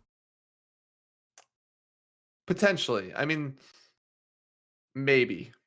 I don't foresee Blizzard doing this just because for items like this, right? They're pretty straightforward and they want you to take one of the thing for whatever role you're doing, right? Yeah, So the idea of giving you multiple choices just for these gems, I don't think so. I think we end up with maybe the new ones are just new data mine ones. They were like testing things, right? They could be yeah. misaligned, miss bad data, right? We've seen that in the past. So um but yeah, I think So these old ones are a lot more interesting. Like they have multiple ranks. You rank them up, of course, with the tier, I assume. yep. Um, and like the healer one is your helpful abilities send a swarm of locusts to protect an ally, absorbing 50% of an amount of damage that they take within 10 seconds, and chains up to 3 nearby allies. Can only occur once every 30 seconds, and has a 25% chance to cast twice. And okay, like there's just a lot of text here. Automatically casts on a nearby ally every 60 seconds. When your ally is fully healed, it will attack a nearby enemy instead, dealing some amount of damage. That's a lot of text. I can see them Yeah. not wanting to go that crazy because that's like that is of course the culmination of 5 abilities in just every rank, or culmination of 5 ranks, and every rank is just adding new, right? Yeah. Um, Which is cool. yeah, and I think this is a lot more interesting, but at the same time, like this is not really any more interactive than healing an ally below 30% health in primary stat. In fact, healing an ally below 30% health increases your primary stat is actually more interactive. Yeah. Yeah, which is like I mean, well, I don't know if I'd say it's more interactive. I It's mean, more beneficial I because mean, you'll it is interactive though, because like you have to then be looking for targets. I mean, obviously, if you're a good healer, you're looking for low HP targets to heal. But well, like this is a thing where like you heal a low HP target, and like you play whack a mole with those low HP targets, and you get a lot of extra primary stat versus just like it's a proc that happens. so healers don't do that. Like the majority of a lot of healers healing comes from untargeted random I AoE mean, yes, I abilities. know. So like the Okay, idea that all right, fair you're gonna enough. So I mean then you're just you're gonna gonna passively get it from healing rain or flow or essence yeah, font. Okay, yeah, yeah. Which is like got less you. interactive. Like it's yeah. Yeah. Unless it only Okay. procs on like Okay. single target heals, You've changed my then mind. you're right. So Um. which I mean, I would hope there's multiple ranks here, but I mean, Yeah. the other thing too is that they couldn't figure out how to scale these, right? And the Yeah. idea would be is like you'd want these cloaks to potentially well, so we're not in the final tier, so like these have to have a cap, and maybe the idea was like it was too much from a timeline perspective because this wasn't the final tier to say like, all right, you have to do this thing to gain access to a gem to or to a gem slot, right? And you actually have to get the gem to put in it, and then you have to upgrade the gem. I So like mean, yeah. Uh, yeah, because it would be very difficult for like the stats on a cloak to outscale these,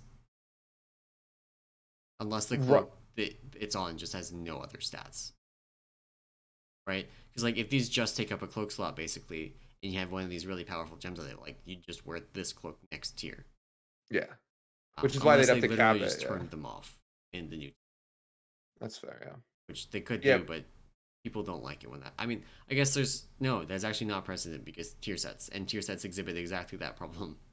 Because yeah, how many tiers do people wear like 2 by 2 by 2 or 2 by 4 yeah. 2 by 4. Yeah. sets?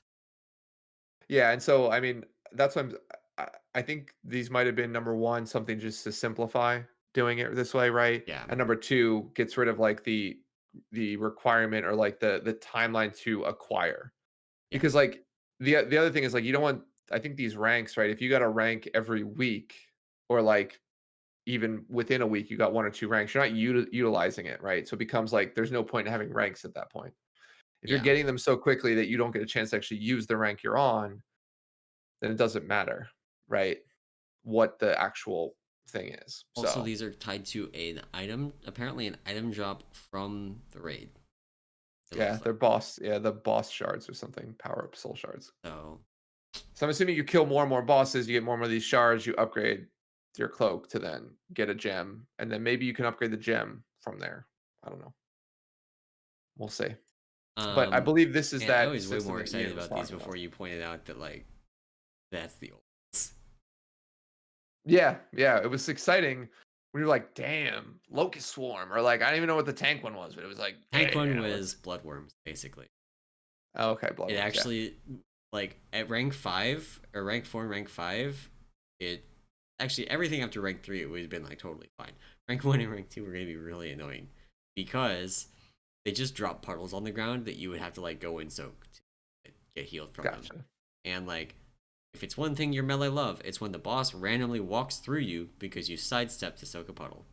Yeah, exactly. But after rank 3, like once you hit 5 puddles, they turn into a bloodworm, basically. Yeah. Yeah, so I mean, the old ones are cool. I just think they might have number one not been able to balance them right, or saving them for an end of expansion thing where you have to like work your way up to this, and it's a longer acquisition sort of phase. So, Yeah. but yeah, this is I think Corruption 2.0. This was sort of the system Ian was referencing, I believe, in that famous Forbes article. That I don't know how famous it is outside of us, but Yeah. we reference it all the time. Yeah. I mean, this is definitely like I think not Corruption 2.0. It's just like that system, but yeah. Yeah, I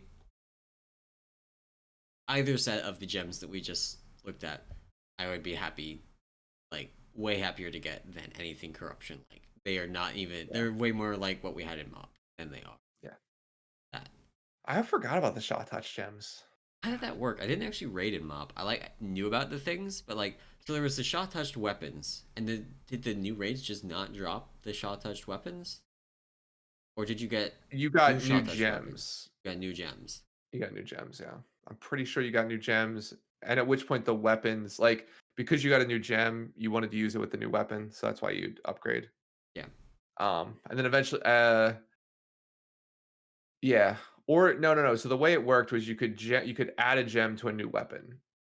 You could Okay. actually gem slot to a new weapon, and then could put a gem in it. So you ended up upgrading anyway because while the Interesting. gem didn't change, the stats on the weapon changed. So you want the Which more like they stats on could your they could do that again. I mean, weapon. I could. if they want to do like big and fancy gems here, we could just like carry them forward and hope that none of them are too annoying.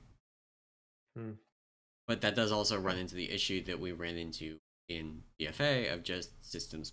We had sorry, Azurite, essences, corruption, and like a bunch of random nonsense gear from stuff like Mechagon, just Mhm. all smushed together that like just completely broke things in multiple different ways. Like in Eternal Palace, 60+% of room damage came from items and essences. That's right. Effects, Yeah. not actually like pressing your button. Yeah, which I mean, I think we're gonna end up in that sort of situation in perpetuity, right? I think the way that Blizzard is designing a lot of their systems is that there's just a lot of power in what they've put in, which is just I think their design methodology nowadays, or ethos, whatever you want to call it, right?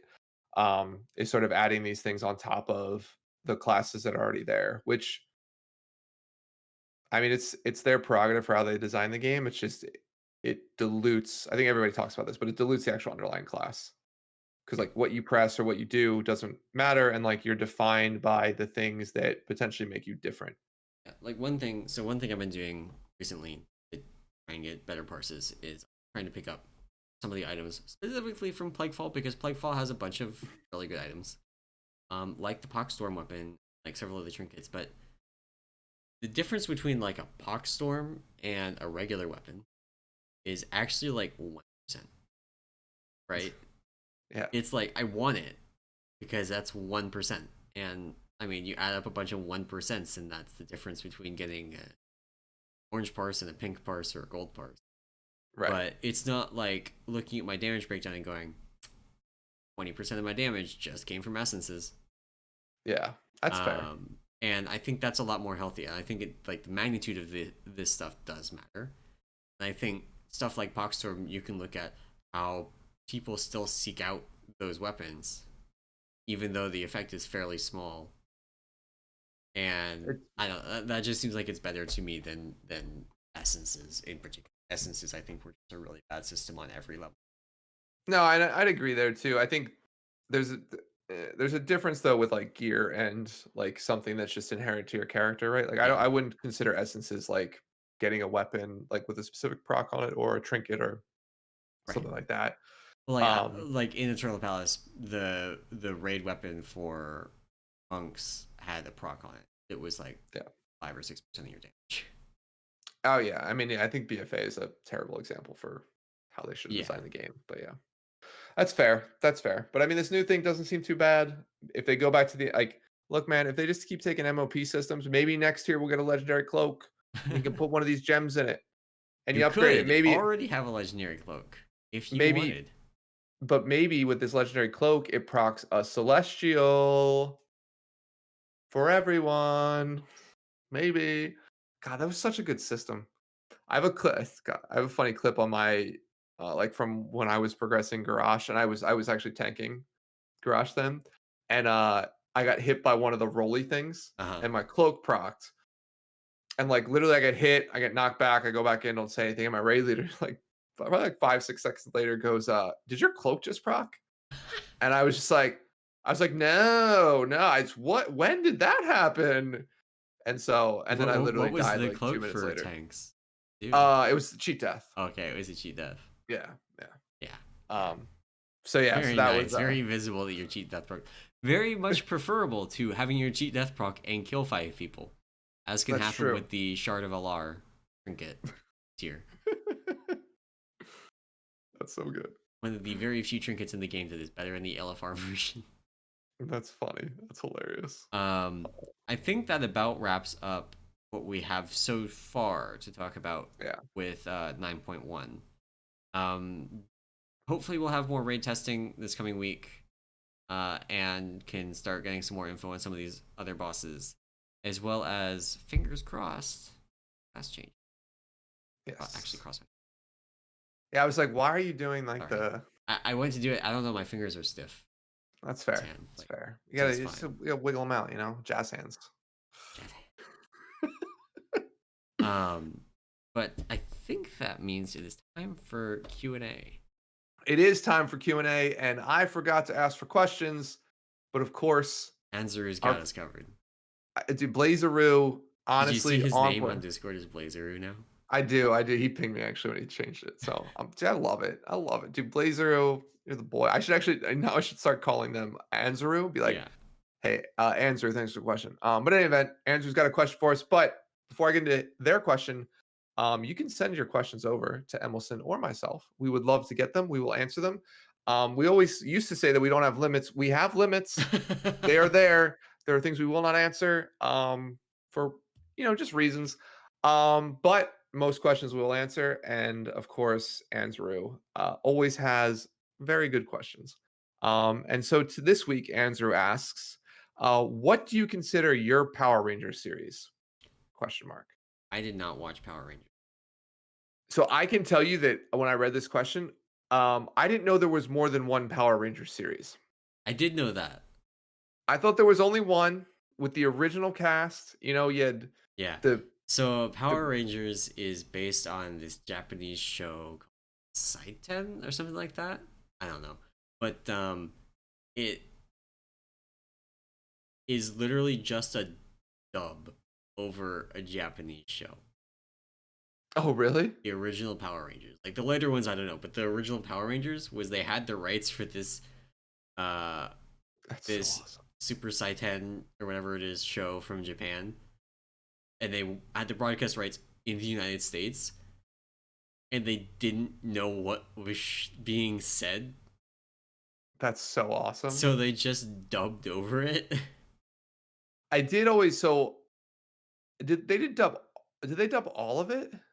That's the original series, and like the original Okay. series was like early '90s. So I watched the one that at least the actual Power Rangers spoke English, and that was not dubbed.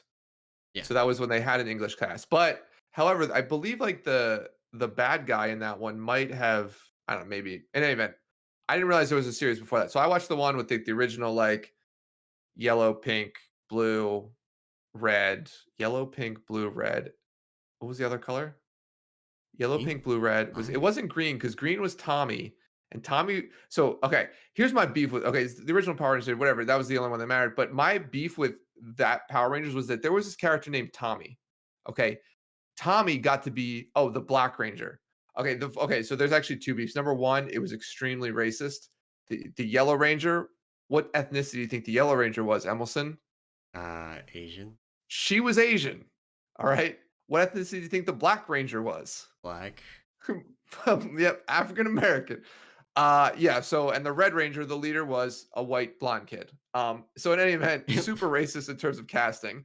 Um, the other problem with it was Tommy. So there was this character named Tommy, all right, which was not a part of the original 5. He was a different one. Tommy got to be every fucking color under the sun in terms of Power Rangers. He was the Green Ranger. He was the White Ranger. I think at one point he was the Black Ranger and the Red Ranger. Like he got to be every fucking Ranger. And Tommy had like that early 90s like slick back hair into a ponytail. Or Okay, not even a yeah, ponytail, but it was like the part where you take the top and just put the top in a ponytail and then there's like yeah, long hair in the back. I don't have hair to show you. yeah, But it's like the yeah. I know what top you're is talking in a about. yeah, in any event. So Tommy was an asshole, and I hated Tommy because he was like good and bad, good and bad, good and bad. Never keep it straight. But that was my Power Rangers was that one. The monsters was fucking cool because like they came from the moon, which I thought was just wild. And like the bad guy would just make these clay figurines, be like, "Go, my pretty," and then like it followed the trope of like then the monster would come down out of the clay. They'd fight him as a little one, and then like all of a sudden he would just like figure out that he can grow to be the size of Godzilla, and then that's when the morphing thing, the the Yeah, Megazoids came. And they always were like, "We'll fight them independently," and then like, "Oh, we'll be a team, and then we'll crush them." I had a Power Rangers thing that fit together. Like I had all 5 pieces. It was super cool. yeah. And then my sister broke. I have seen a couple of episodes because it's. I mean, I imagine most people that grew up in that era have seen at least a few episodes of the Yeah, show because it was just on TV. and Sometimes you would just that's all catch you some did of it. back then was watch TV. Like there was nothing else to do. I only had so much time that I was allowed to play video games. That's true. But yeah, and yeah, I don't know. So I don't really have strong opinions on it, other than I think it is really funny that they just like for the original season they just it was just a Japanese show that they had It's the so rights good. for, and they just like dubbed over it, and it then became this like huge franchise. Yeah, that's hilarious. I mean, to be fair, there are better versions of Americans dubbing over Japanese television shows. Like they what is it? It's like it's not Eureka's Castle, it's like Mr. Something's Castle, which is basically like Wipeout. Howl's what? So it's like Oh have you ever seen the show Wipeout? Like no. the Okay, yeah, American version, but it's like there's a Japanese version where it's literally like a bunch of people that go through obstacle courses and like get really hurt. Like I need to find the name of it. Oh god. What is the name of it? I'm googling right now. that actually sounds horrifying. What is the name of this? Uh TV show. Sorry, hold on. Dub. No, not Castle. Oh, it's Takeshi's Castle is the name of it. It's a Japanese game show. But in the United States, we basically took it and dubbed over it. And we call Most Extreme Elimination Challenge or MXC. So if you want to Google some of the greatest like English dubbed versions of Japanese television, watch MXC episodes. It's absolutely hilarious. It was on Spike TV. It was it's essentially at the time it's a Japanese game show where they take a bunch of contestants and they run them through crazy obstacle courses. Think of like in today's terms it'd be like if Fall Guys was real people Yeah, That's what this game show was. Like, and I'm not talking about like, oh, haha, like the little beans get knocked by things. Now imagine a real person getting hit by something, like a spinny thing going that fast. Because that happened. Um oh my god. So there's one episode where they call it the tadpoles, where it's like a bunch of rocks across like a lake or a pond or whatever. And some of the rocks are not solid.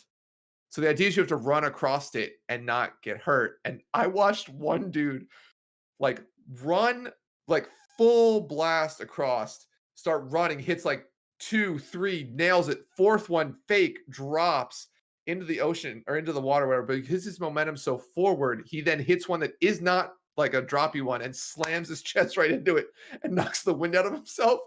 And luckily, I guess they put life jackets on him because he's literally like looks like he's just passed out, like floating in the water after slam, dude. Oh my god, it's so amazing. People. I feel like people should have been killed on the show. They look like it really hurt. But the best part of it is not only like is it crazy in terms of like funny slapstick humor like that, but the dubs of this is hilarious Have you because they give seen they you give each seen contestant like a name. It's hilarious. have you Sorry, seen like Yu-Gi-Oh! Abridged and Pokemon Abridged and those series? I have not. No. So I'm not going to specifically like they're very funny. There are some very off-color jokes in some of them. So I wouldn't necessarily recommend them.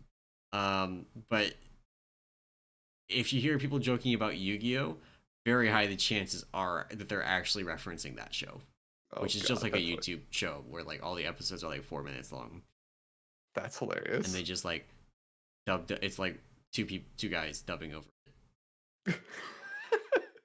That's funny. Yeah, this was like they did the full episode. They went all out. And they gave like the contestants backstory. So every contestant had like a name and a backstory. It was like, here's like Jimbo Fisher, he's a chicken farmer. And the only reason they say this because he's got like overalls on and he's like, he's a chicken farmer and he's super excited to be here. Let's hear your yell. And like they hear like you hear the contestant yell something. It's of course in Japanese, so you don't actually understand it.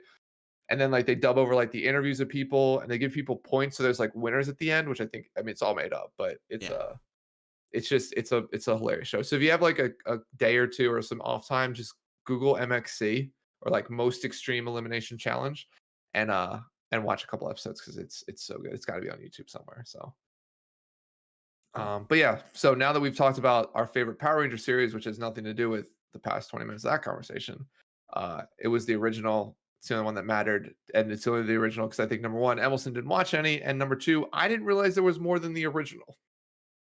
So, yeah. Yeah, there's a bunch. Like it's still ongoing. They're still making new stuff. Like they gotta make new No, toys. if I Google, oh, There's Power more. Rangers. There's more. There is like currently airing new Power Rangers content.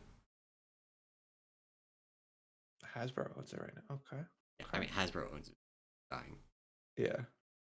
They'll run it into the ground and keep on going. Jesus. Power Rangers Dino Fury? Yeah. What is this? And then nephew Beast who was Morphers? super into Power Rangers. So I Ninja saw some of the Steel? newer toys. Yeah. What is this? Well, he discovers the Lost Galaxy? What the? In space? while he figures out what the fuck is going on with Power Rangers. That is going to be our show for this week. Thank you all very much for listening. If you like this show, you enjoyed it, and you want to support it and the other work that we do over at the Peak of Serenity, you can do that over at our Patreon at patreon.com/Peak of Serenity. And as always, we also appreciate it if you come and say hi, hang out in Discord, and just chat, have a good time. It's a good time. Your lounge is the 100%. best lounge. But that is it for episode number 64. We will be back next week talking more about the new PTR stuff that we're gonna get more. Always. Really get PCR all day, every day. By the way, I still do not have the Burning Crusade beta. Bye. Shucks. See ya.